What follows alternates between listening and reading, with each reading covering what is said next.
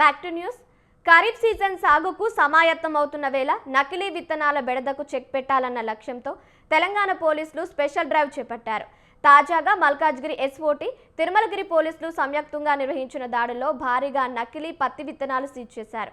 Fake seeds సరఫరా చేస్తున్న ముఠాను arrest చేశారు.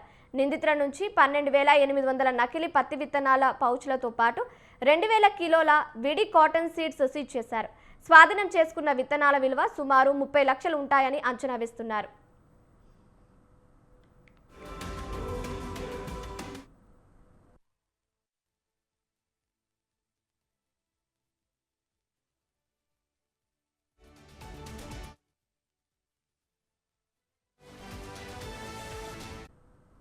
గుజరాత్కు చెందిన నర్మదా సాగర్ అగ్రి సీడ్స్ సంస్థ ఫిర్యాదు మేరకు కేసు నమోదు చేసిన పోలీసులు బోయిన్పల్లి మార్కెట్ యార్డ్ వద్ద ఓ వాహనాన్ని తనిఖీ చేసి 3 నిందితులను అదుపులోకి తీసుకున్నారు.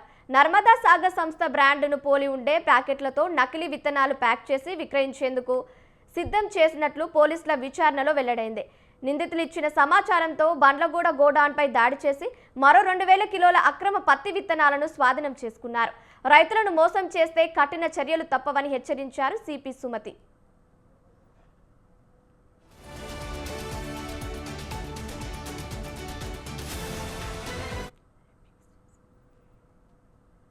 పోలీసు తర్వాత మల్కాజ్గిరి ఎస్ఓటీకి 2 టీమ్స్ కలిసి మల్కాజ్గిరి పోలీసు ఆధ్వర్యంలో డీసీపీ గారి ఆధ్వర్యంలో ఎస్ఓటీ డీసీపీ గారి ఆధ్వర్యంలో ఎరువు Balashivareddy alias Shivareddy age 32 years, managing director Raithu Sampada seeds Bandlaguda Jagir, తర్వాత Benjamin son of Samuel, Jyothinagar village, Makloor mandal, Nizamabad district, దొంగ Srinu son of Sriramamurthy, multi colour dress designer, HAL colony, Jeedimetla, Hyderabad.